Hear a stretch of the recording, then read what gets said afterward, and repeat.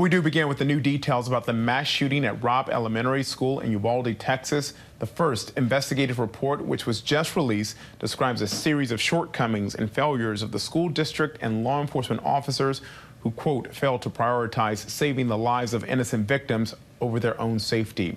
The report says officers waited 77 minutes to confront the gunman as he took the lives of 19 children and 2 teachers.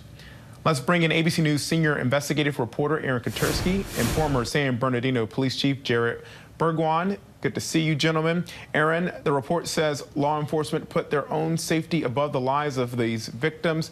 Could some officers face criminal charges? The district attorney is looking at that very question, Kenneth. It's not clear that she's going to come up with a criminal charge to lodge against police officers who simply seem to have fallen down on their obligation to be brave and to, as the report says, put their lives in front of the lives of those kids. But the report does say, Kenneth, that even a faster, more competent police response might not have been able to save lives because the bulk of the gunfire occurred right in the first couple of minutes of the massacre. There was no opportunity to shoot the gunman before he entered the school, as previously said by Texas State University's analysis. So there were a number of shortcomings. Even if there weren't, it's possible that that these kids still could have gotten killed. But clearly there were missteps even before the shots were fired, where there was an opportunity to perhaps intervene with this gunman, and those simply didn't happen. Wow. And Jarrod, what so many people in that community, so many of the victims' families believed happened there is finally confirmed on paper in this report. What do you think about that report and the police response? Well, we know that the response was bad. Outside of the first day when everything started, when details started to emerge that things did not go as they originally reported, we knew this was a bad response. And we know that there's going to be a lot of lessons to be learned here. The challenge is this really goes to some degree beyond a training, not necessarily successfully done it in this case. So the question is how do we take this failure, when we have trained correctly, how do we take this failure and learn lessons going forward and make sure it doesn't happen again? And that is the point here, because nothing will bring those young lives back or the lives of those teachers. Jarrod, so many people just asking why. If you've got the training and if officers have been trained time and time again to confront the suspect, to take the fight to the shooter, so many asking, why did they wait to confront the gunman?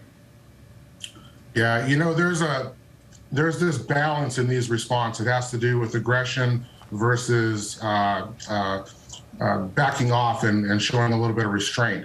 When you know you've got an active situation, aggression is the key. You've got to go and you've got to act quickly.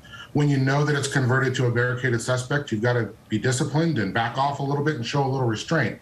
In this case, they made the wrong call. They thought it was barricaded when it was not a barricaded suspect. And clearly, command down, the lack of an incident command system contributed to the failures and the time it took to do the right thing. And then community's lack of radios, the lack of ability to feed information to those that needed it.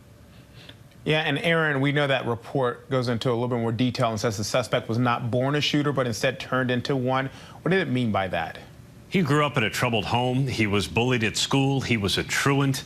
And online, there were kids that nicknamed him the school shooter, but neither his family, the school, or people on the internet ever flagged any of this. And he did not receive any special services that he may have deserved as an at-risk student. His school district had identified him as such. And so the investigators believe that all along the way, different systems broke down that potentially could have either recognized the potential risk that he posed or the dark path that investigators said he was going down, especially beginning in the later part of 2021. And Jarrod, the report also says the school was not prepared for this kind of risk. So how can schools be better prepared for this kind of threat? You know, there's been an enormous amount of work in the field of school safety.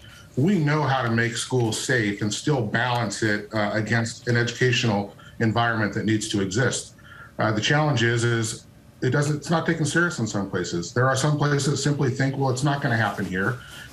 And as a result, they don't follow the protocols of a single point of entry. They don't keep exterior doors shut. And people have the attitude of, well, it's not going to happen here.